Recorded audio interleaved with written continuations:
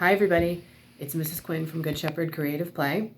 I wanted to talk to you today about the parts of a flower. This week we're talking about plants and planting and how to grow things in the ground, and I wanted you to see if you could figure out the parts of a flower this week. I'm going to show you how I'm going to figure out the parts of my flowers and then ask mom or dad and then go outside and see if you can find a flower. And you know what?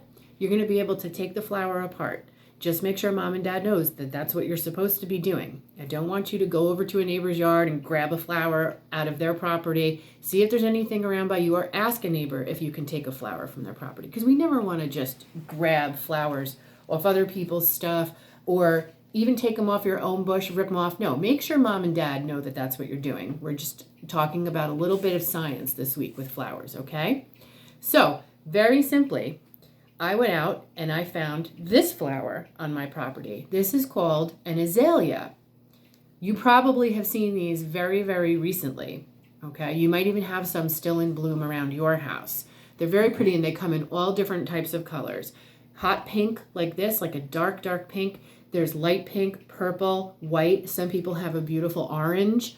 So if you still have this flower around your house, this is a good one to start with.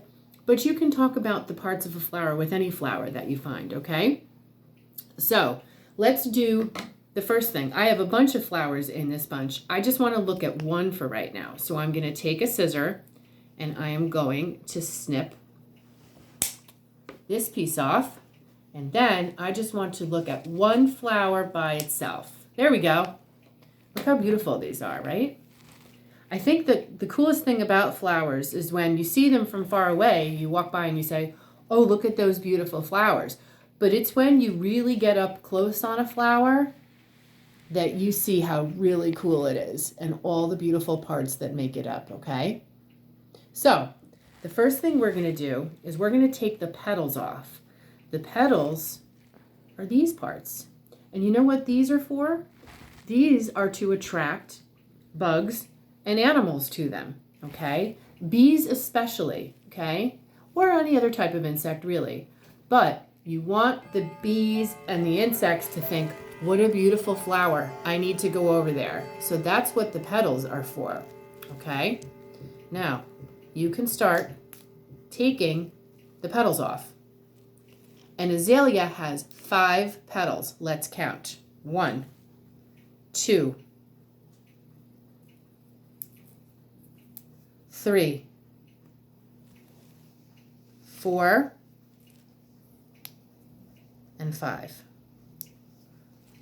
Okay, so that turned out to be good.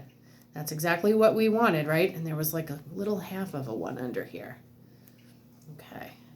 1, 2, 3, 4, 5 petals on an azalea flower. It might be different for another type of flower.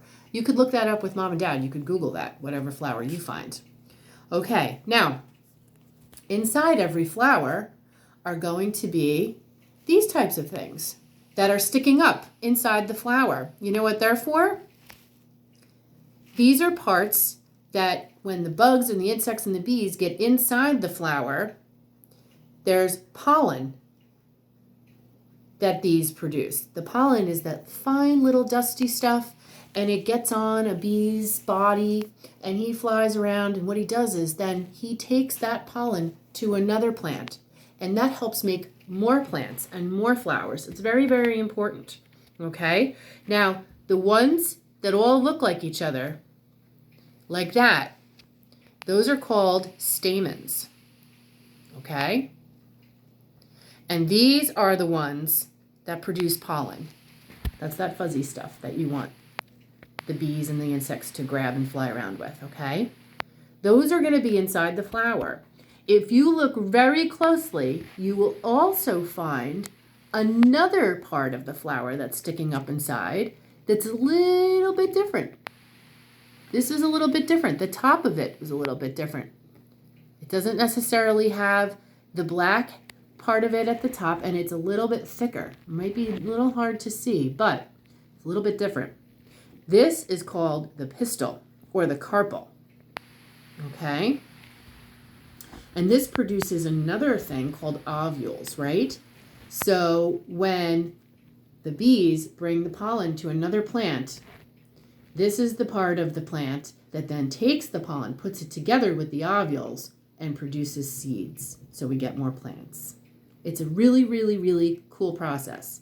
Now, if you have a piece of paper and you want to label or have mom or dad label the different parts of the flower, they could do pistil, stamens, and petals, okay? And then you could lay your parts next to the word, okay? I'm going to put my stamens here.